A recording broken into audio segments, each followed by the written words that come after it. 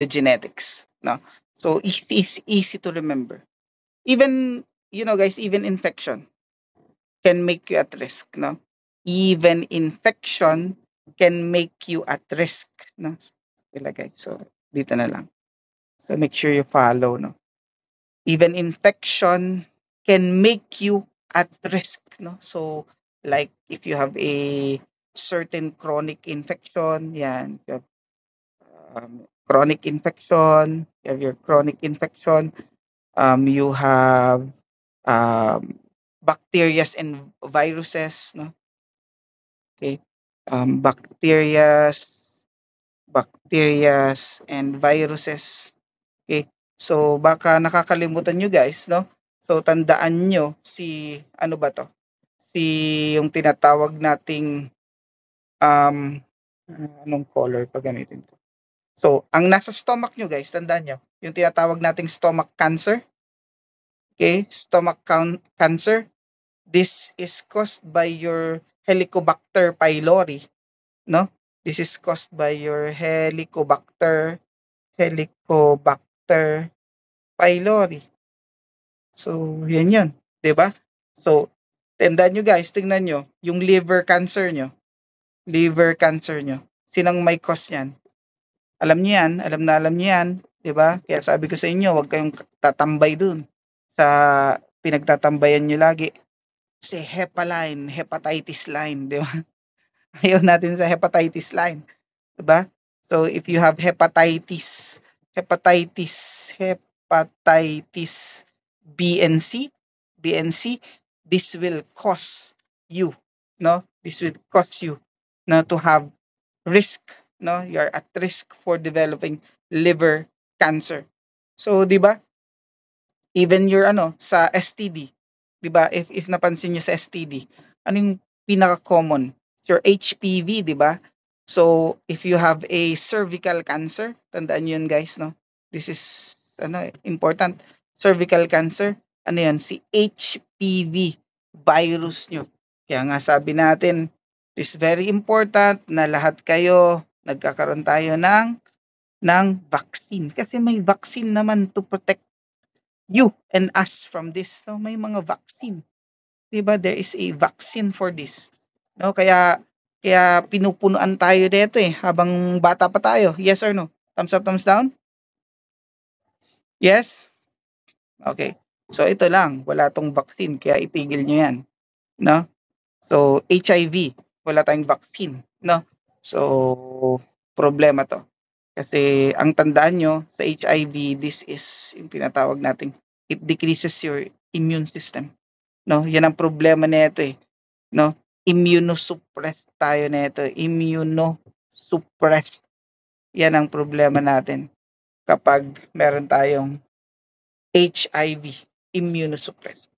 So again, at the top of this, no? At the top of this, ano yung what remains, no? What remains as the I mean top of the risk, no? So dito sa risk factors natin, what remains at the top of the list? So again, as I've told you, okay, no? Tawag na to, cancer, ang risk is age. Tawag na to, mas mataas ang risk, no, of developing cancer, 'di ba? Mas mataas ang risk of developing cancer when you get older, no? So increases the risk. So when you get older, you get older. So anong sabi ko na lang uli as kanina, okay? Sakit ng matatanda, yun na lang ang ilagay nyo for you to remember. This is a disease, no? Mostly for the elderly, thundercats, and your thunderbirds, diba? Thunderbirds. Okay? So, tandaan yan sila. Okay? Thundercats and your Thunderbirds. Okay? So, yung quote natin, huwag kakalimutan for you to remember. So, tingnan nyo, ang onti lang yan, guys. You always have to remember, no? Lifestyle lang, no? Lifestyle, tobacco, alcohol, sedentary lifestyle, obesity, your diet, high in fat, high in fat, high in sugar, 'di ba? Tapos you have your sun exposure, tapos sa exposure nyo naman, carcinogens, yung work related, no? Chemicals, no? Like sabi nga natin yung carcinogenic chemicals, no? Yung household chemicals, 'di ba? Work related chemicals. So yan 'yan. Kaya lagi yan, laging pinag-uusapan is your coal, your asbestos, your pesticides, no? So ganun. So trabaho ng nurse, radiation exposure, no? Anybody that works in a high exposure to radiation will be at risk for cancer. So hindi lang tayo, kasi ang na-mention ko is, sabi ko nga, is yung mga nurses na like me, na cath lab nurse. Halimbawa, yung mga X-ray technicians, yung mga radio, no, nagwo-work sa radio department, 'di ba? Yung mga rad techs natin. Okay? So, ayan. So, genetics, again, wala na tayong magagawa doon kasi napapasa talaga yan, no? Tapos sabi natin, infection. Okay, so ito sa infection, at ito, we can really prevent this, no? Kasi may mga vaccines naman, no? May mga vaccines for this. Okay, understood? Wala nang question with regards to the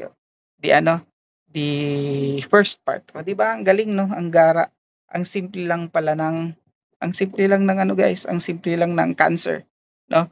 Pag binalikan natin to, no one dies with cancer alone. They die with what? They die with malnutrition. Kaya nga kung bibilugan ko uli siya, sasabihin ko, they die with malnutrition. So, dahil patients go weak, no? They go weak. I get so weak. So God gets weak. It starts to be Alala ko lang yun. So classic. Diba? So, ayan. Diba? They go weak. Yun kasi yun eh. No, they go weak. Especially when they go start their treatment. Yan na sila. Hindi na sila nakakain. They have a loss of appetite, no?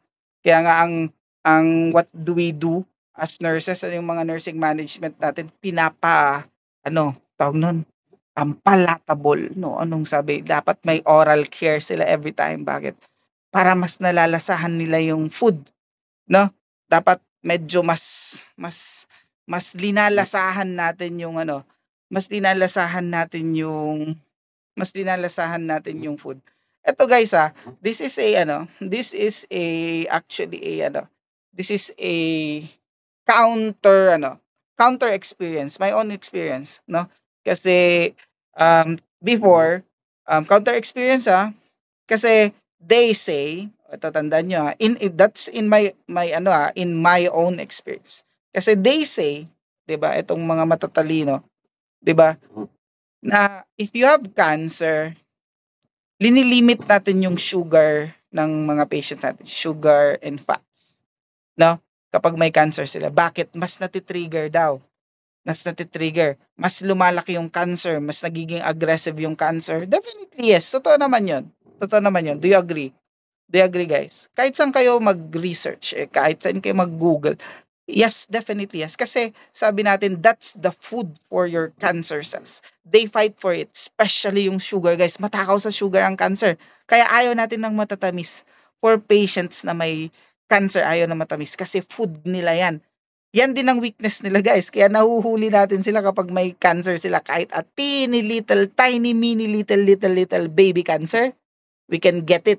Bakit? Kasi yan din ang weakness nila. Yung strength nila, katakawan nila, that they grow huge, no?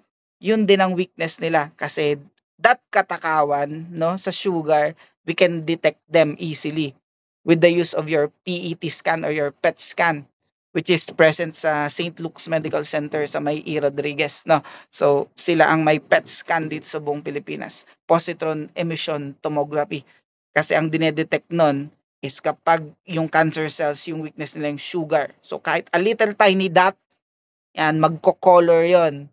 Tapos huli. O, di katakawan mo, huli ka. Pero anyway, ito yan. Ano yung sinasabi ko? So, ano to? Um, yung sister ko kasi was, ano yan, nagka-cancer. So, sabi kong ganyan. So, my sister is really tough. Talagang super tough yon. So, kala namin, yung mom ko was telling story na mahina na daw yung sister ko. Ito yung nasa Alabama, guys. Ito yung NP, yung nurse practitioner. No, ito yung nurse. No. So, hindi ako naniniwala kasi I know my sister. My sister is very tough. So, ayan. So, anyway, tapos, pinuntahan namin. So, nagtoka-toka kami. So, we book a flight, we went there, tapos ayan. So, ayun talagang nakita ko yung sister ko. Talagang ano siya guys, payat, ting-ting na lang siya. So, yung nakakalungkot, no? Ting-ting na lang siya. Nalungkot tuloy ako, tanginang cancer to. Oo, nalungkot ako kasi naalala ko siya. Taog nun, kala ko talaga dun, madididball na yun eh. So, nalungkot lang ako sa sister ko. But anyway, ay yung masaya doon kasi, ano yun, doon ko nalaman yun, tawag na ito. Sabi ko, di ko sinunod. Kasi nga, sabi ng mga doctors, don't feed them sugar, ganun. Don't feed her sugar, ganun. I mean, babaan yung sugar. Don't feed her chocolates. Don't feed her ice cream. Hindi. Kasi ako nurse. I know what the body needs. So, anong ibig sabihin? Ang payat niya, di ba? Hindi siya makatayo. So, talaga nakita ko yung struggle niya. Sabi niya, kuya, gusto ko ng ganito, gusto ice cream. Hindi ko pa alam yung Häagen-Dazs before. Alam niyo yung Häagen-Dazs? Alam niyo yung Häagen-Dazs, guys? Do you know what Häagen-Dazs is? Alam niyo yung Häagen-Dazs? Alam niyo yan? Yung Häagen-Dazs? Hmm? Alam niyo Häagen-Dazs? Uy, guys. Häagen-Dazs is a ice cream. No? It's a sikat na ice cream na medyo mahal yun, Häagen-Dazs, no? Medyo mahal. So, a little expensive na ice cream. So, sabi niya, Häagen-Dazs? Sabi ko, hindi ko maintindihan kasi pati yung boses niya, wala na siya boses, di ba? So, she's, oo nga, kahit nga ako kaya ako, Jane, selecta lang talaga alam natin eh. No, di ba, Camille? Yun lang alam natin eh, selecta lang eh. So, Häagen-Dazs. So, syempre, sige, sabi na lang namin nun. Sige, bibili kami. Ganun. Kasi pinili ko, ako magstay sa hospital. Kasama ko yung pamangkin ko. Tapos sila si mama, nandun sa bahay. So, sila yung nag-aalaga ng twins and yung girl, yung little girl niya. So, ayun. Wala akong makitang Häagen-Dazs sa akin. Anong ginawa? Kung ano lang ice cream. So, ayun nga. So, doon ko din natuklasan si Häagen-Dazs kung anong ice cream yun. Yun pala yung mahal na ice cream. So, anyway. So, kahit anong gusto niya, guys, binigay ko. Matamis, mataba, basta yung malasa. Kasi I know eh. Kasi we're nurses eh. Kasi nutrition will kill. Yung not eating, not giving them food that they want. Kasi gusto nilang kumain eh. Kaya gusto nilang kumain kasi at least at that point in time may appetite siya. 'Di ba? Gusto niya yung malasa. So ganun 'yon. So binigyan ko ng lahat ng gusto niyang pagkain. I don't care what the doctor say, no? Pero again, so syempre yung on the side ng doctors naman, that is actually true eh. Yung sweets, no? It fuels yung cancer cells. Pero anong sabi natin? Doon ka na sa anong gusto mo, malnutrition, no? Or your loved one dies. 'Di ba? So ayaw mo nun, 'di ba? Your loved one dies, gusto mo dun? O syempre ayaw natin dun. So I chose yung better side, no? Pakainin ng pakainin and eventually at that time, so ayun, nagge-gain na siya ng lakas. So habang nandun ako, so as in ako lang forever nandun tsaka yung pamangkin ko. Minsan nga ako lang kasi yun nga. So bantay, bantay, bantay. So ganun ang ginawa ko. So hanggang sa mag-PT, hanggang sa lumakas yun.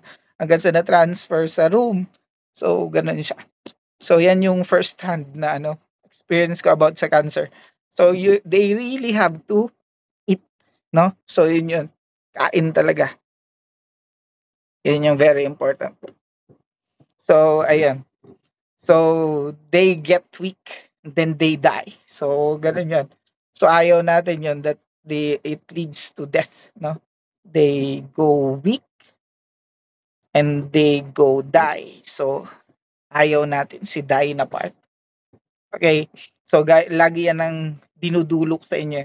Para pag sinabi ko yan, you would know na ang dulo niyan is you die talaga. Kasi minsan hindi na-emphasize just like your inflammation. Na-stop yung inflammation. Ang sabi natin, pag nag-inflame, gagaling, kasi it's a normal process, gagaling. Pero what if hindi gumaling? It dies, no? Sana tinutuloy hanggang dulo na they die. When sino yung namamatay? Yung cells, 'di ba? Yung tissues, yung cells, yung organs, no? That's the other side ng inflammation. It's good kasi it's normal, it's for repair. Pero pag hindi nag-repair, yung yung tissues natin die. They die. Okay? Our cells die. So yun yan. Okay? So tandaan yan. O di ba? This is very informative. So ang ganda-ganda ng cancer natin. So ano dito? So makita natin we already have our risk factors. Check. We have our risk factor. We have check na risk factor. We have your general overview. Check. We have your pathogenesis. We have your check. No? So, anong nangyari dito? Okay? So, we have your early signs and symptoms and late signs and symptoms. Ito na yung next. So, sabi natin in general, kahit ano pa, di ba lagi ako mahilig niyan guys, kahit ano pang sabihin nila, kahit anong cancer pa yan. Whatever the name of the cancer, basta may kasunod na cancer, isa lang ang iisipin nyo. Ano yan siya? Cancer pa din. I don't care. You don't care. Huwag nyo lang siyang kakantahin, okay? So, cancer pa din siya. Okay? Para hindi tayo matigok, huwag nyo siyang kakantahin. Okay? So, cancer is cancer. No matter the cancer or no matter what type of cancer it is, no? It's still a cancer. So, ano yung Ano yung general signs? Kasi yun naman yung ending nun eh. What is the general signs and symptoms ng ating cancer? So, ilalagay natin dito. Lagyan natin ng magandang color. Okay, magandang color dito. Ito, sige, para may iba naman. So, we have your general. Nakikita ba? Okay, nakikita naman. General signs and symptoms ng cancer natin. So, when it comes to taglit guys, ilang minutes na ba ito? Wait lang. Para hindi masyadong heavy.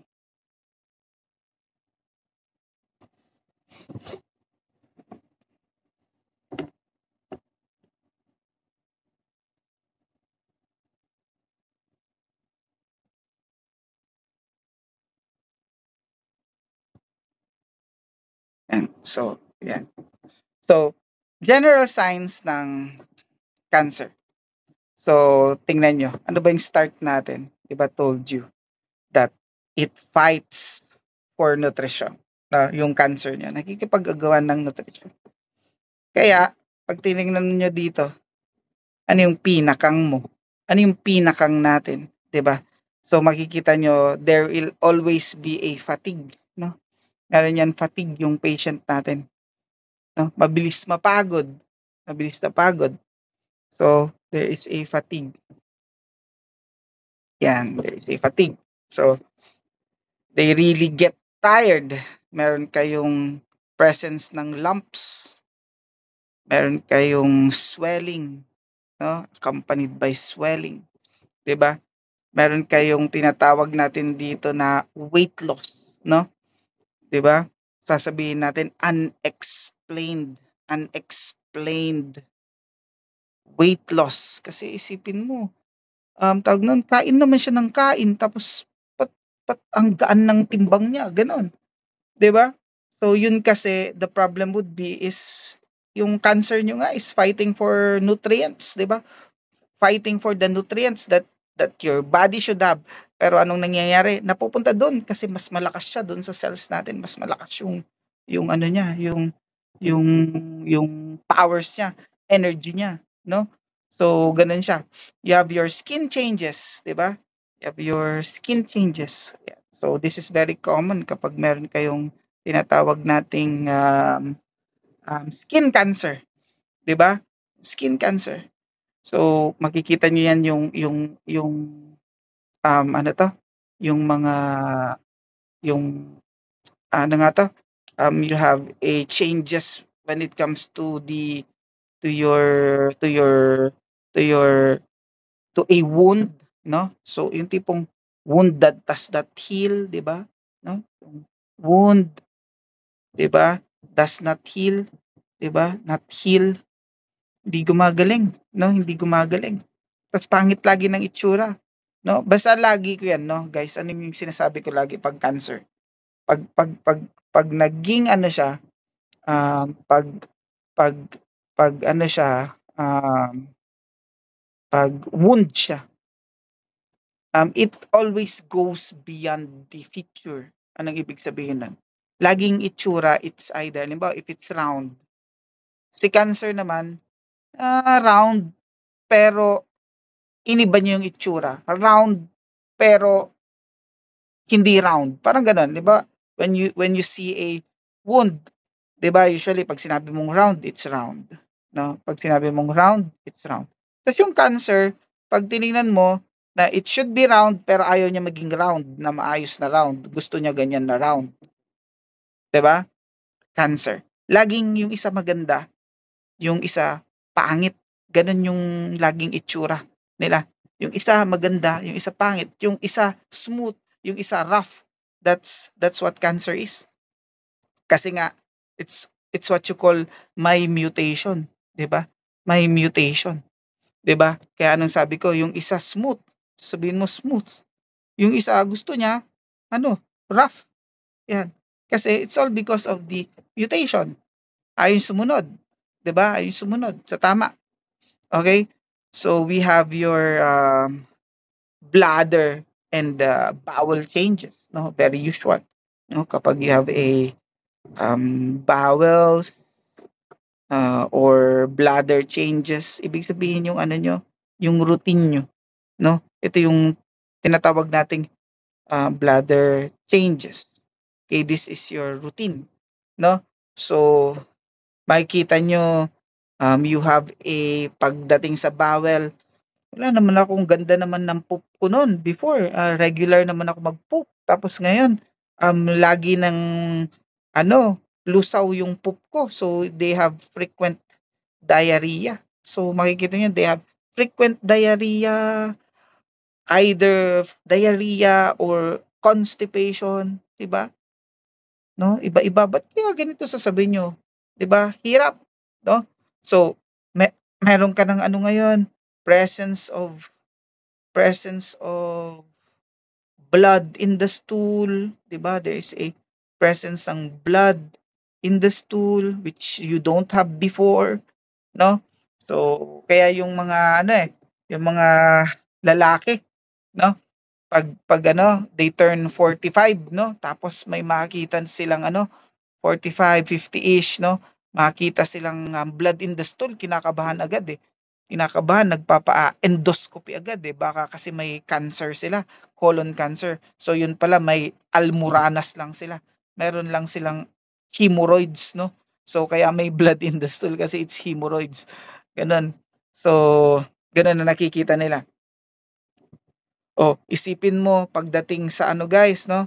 Isipin mo pagdating sa bladder, meron kayo ngayon problems with urination. So, meron kayong problems with urination. Sasabihin yung ganyan, bakit kaya may blood dun sa ano ko? Sa pag-ihi ko. Bakit kaya pag umiihi ako, may blood? Bakit kaya may pain kapag umiihi ako? Wala naman UTI. Bakit kaya yung frequency? Bakit lagi akong naiihi lagi? 'Di ba? Ganun. So, those are also a sign na merong bladder cancer yung patient nyo. Bowel bladder cancer. Tandaan nyo, no? Yung dalawang yan is, ano yan, magkapatid yan, no? Magkalapit, back to back yan guys. Bladder and your intestine, especially your colon, no? Back to back yan. Anong ibig sabihin? Magkatapat. So probably baka meron kang colon cancer, nagkaroon ka ng bladder cancer. Kasi lumipat siya doon, no? Magkaano yan, magkapatid. Kasi magkatabi, back to back. Kaya nga tingnan nyo guys, 'di ba? Kapag nag-ano tayo, nag ano yan, patuwa rin, 'di ba? Ano yan, patuwa rin, 'di ba? Papatuwa din natin kasi mag-aano tayo, o naalala niyo HA nyo? Ano yung ginagawa sa HA? Anong tawag doon? Ha? Anong gagawin sa kanila? Hmm? Anong gagawin sa kanila, guys? 'Di ba? 'Di ba sa mga palabas patawayan, 'di ba? Magga-gloves na yan. Gloves, 'di ba? Tapos anong gagawin? Sige nga, anong gagawin sa kanila? Anong gagawin? Uy, walang nakakaalala. Anong gagawin? Pag nagpi-physical exam, anong gagawin? Anong gagawin? Guys? Uy, come on. Alam niyo yan, anong gagawin sa kanila? Ah, rectal exam. Yes? Thumbs up, thumbs down. 'Di ba? 'Di ba papatuwa din natin sila. Tapos check natin kung anong mafi-feel natin dun sa rectum. Tapos ipe-press down nyo, pag press down nyo kasi nandun nakatapat yung bladder. 'Di ba? Nandun nakatapat yung bladder. So ganun ang ginagawa. 'Di ba kapag rectal exam, digital rectal examination. Remember? No? So ganun 'yon, digital rectal examination. So, ayan. So, we have your bowels and bladder changes. Tapos, meron kang tinatawag na if you have a persistent cough or hoarseness, no? Persistent cough and hoarseness. Hoarseness. Yan. Lagi kayong paos, no? Lagi kayong paos, no? So, this can be a sign na ang patient natin may throat cancer, no? Meron siyang throat cancer, 'di ba? Meron siyang throat cancer, 'di ba?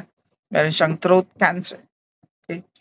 So may pagdidikitin lang akong dalawa guys na kwento. Okay. So um sa female, okay, sa female o sige, i-shoot ko na dito, no? So yung discharge, no?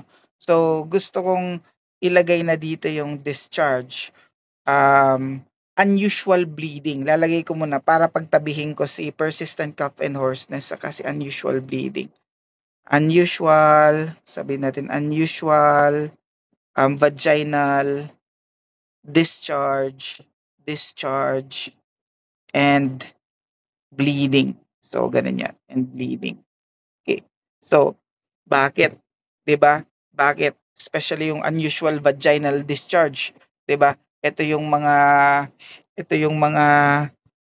prone for yung sabi ko nga sa inyo kanina, ito yun sila sino? Probably meron silang cervical cancer, no? Cervical cancer, 'di ba? Cervical cancer. Okay? So, connect ko lang guys sa charger tong charger. Sa lowbat na siya.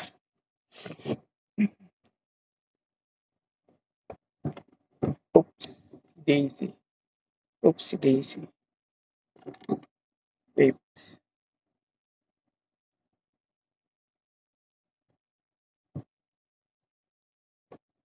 CDC.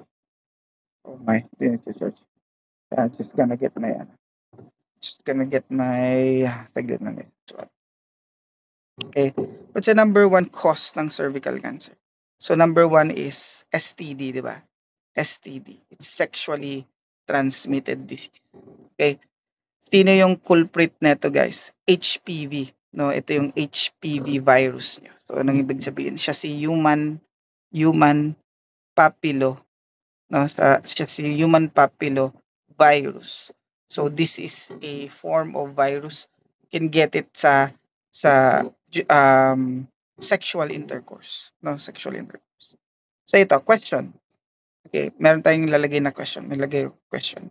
So, halimbawa this is knowing if you understood, no, if you understood um or if you need an additional teaching doon sa transmission ng HPV. Okay, so ito yung question ko. So question number one, can you kaya tag nito, tag dito. HPV um is transferred through through sexual intercourse. Sabihin natin. HPV is transferred to sexual intercourse via the sperm cells or discharge.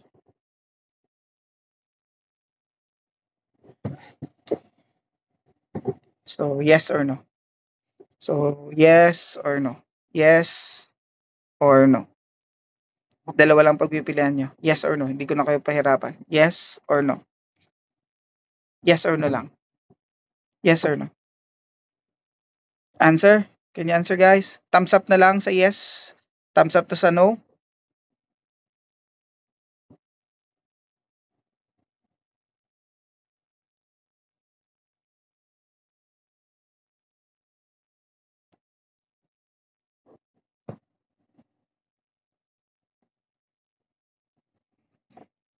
55 kaya tayo guys, no? So, apat pa lang ang nagta-thumbs up and thumbs down. 55 tayo. Yes or no? Yes, sabi ni John. Sabi ni Kate, yes. Ni Jane, Alex, yes. Okay. Okay. So, answer is no. No? So, no. So, no. Okay, so ito. Number two, second question. Okay, number two, second question. If I were, if my partner, if my partner wears a condom, will I be safe? Yes or no? Yes or no? Yan na lang ang question. Yes or no? Ayoko kayong pahirapan masyado. Ayoko kayong paisipin masyado. Ganun ko kayo kalab. Especially si Kay na nag-hibernate pa. Asan na si Kay na nag-hibernate? Saan si Kay na nag-hibernate? Ah? Wala si Kay na nag-hibernate? Ay, sus si Kay. Di ba sabi ko hindi ako sanay na hindi ako hinahanap ni Kay pag Lunes. Di ba? Come on guys. So yun lang ang ilan lang ang sumagot? Tatlo lang? Apat lang? Okay? If my partner wears a condom, will I be safe? Sabi niyan. Yan, si Kate na, si Kate.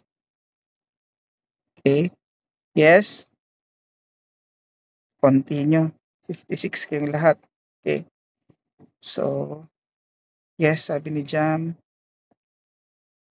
Okay. Anong answer? No. Okay? No again. So, okay, tandaan. So HPV is transferred. HPV is transferred by skin contact. Skin contact. So kahit guys mag-use kayo ng condom, no? If there is a continuous contact sa skin, no, ng individual na may HPV, magkakaroon din kayo ng HPV. Kaya nga it's very bad yung merong mga genital HPV. Okay? So tandaan 'yan. So that's the number one cause ng tinatawag nating cervical cancer. So do you understand? Do you understand? Thumbs up, thumbs down. Do you understand?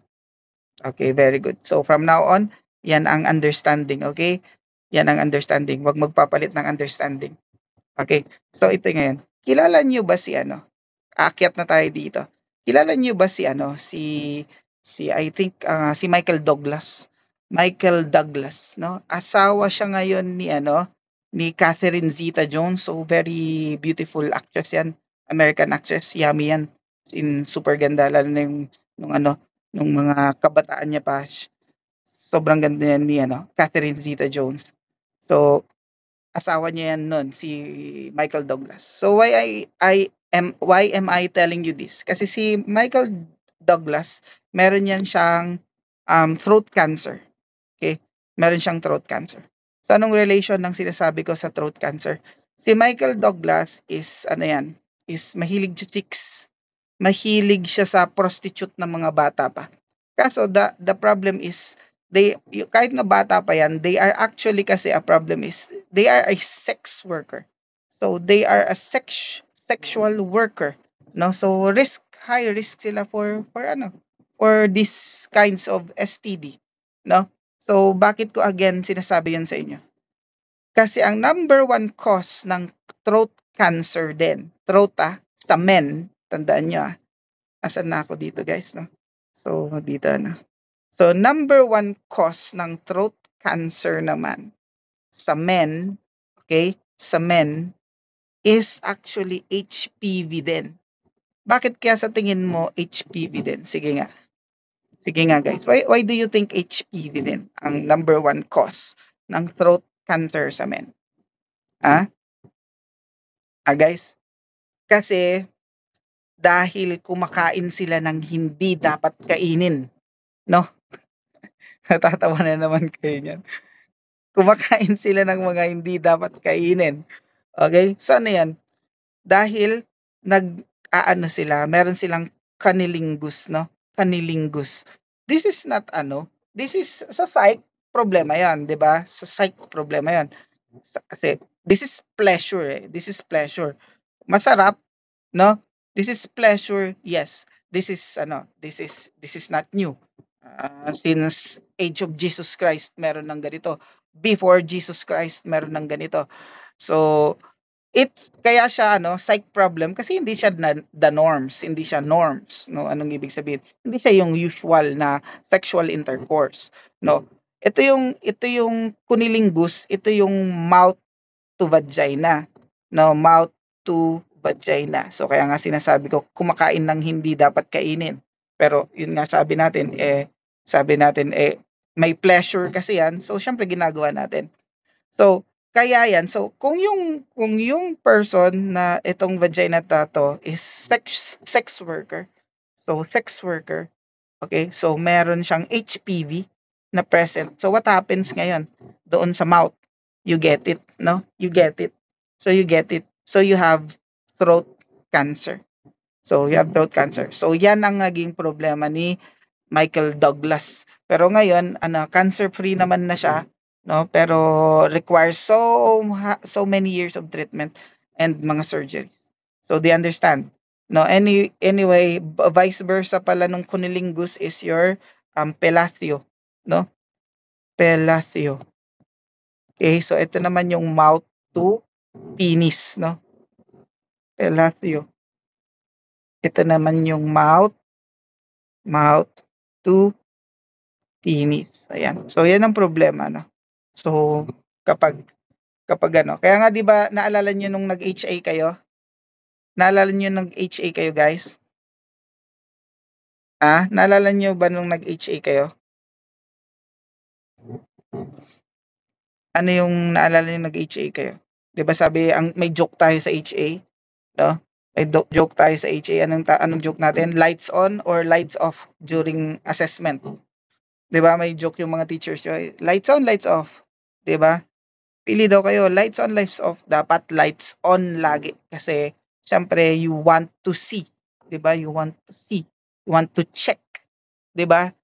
So, ganun yan. So, gino-joke natin yun pero again, that's reality. So, you would want to see, hindi yung gusto nyo papasukin at pasapasukin lang yan. So, hindi pwede. You would want to check. That's reality eh. That's reality for now. At least, it's an education, no? That you would need to know and you need to be aware of.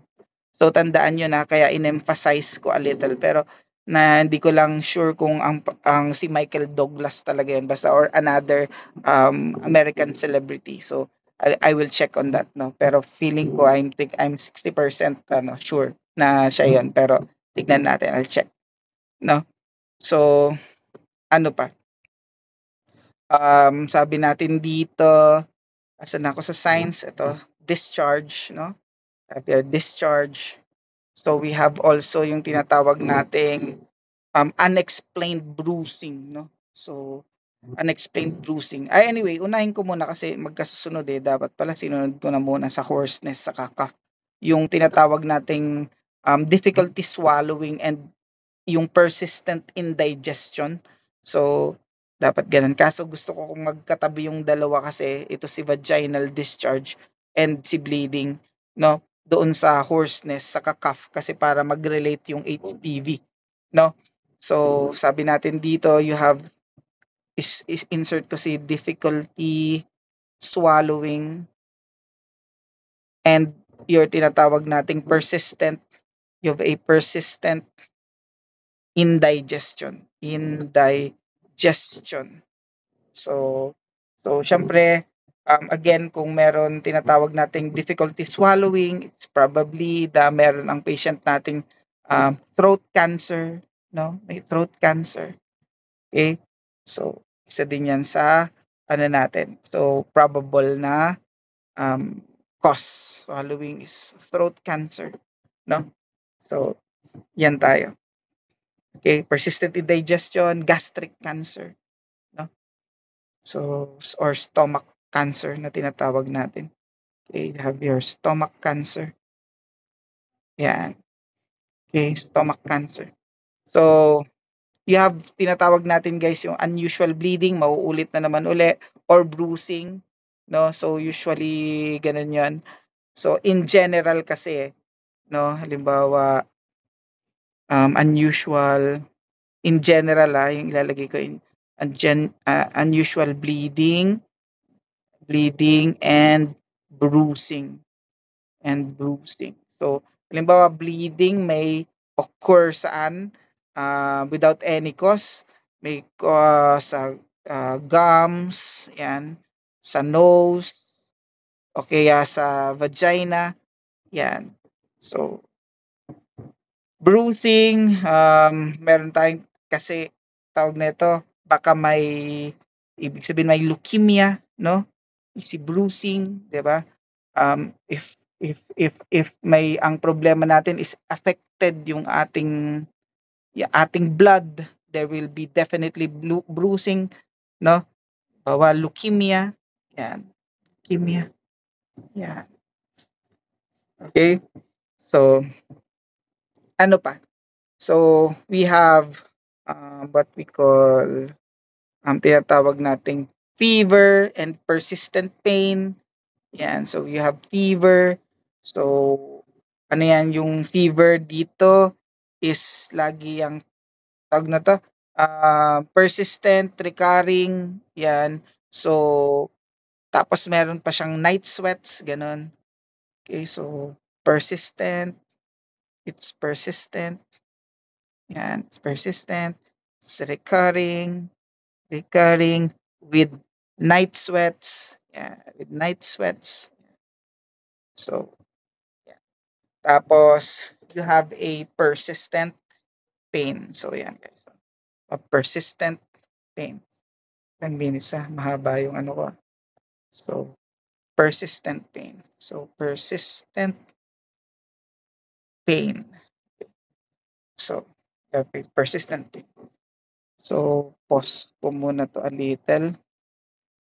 So yun ang general signs, no? Pause ko lang to. So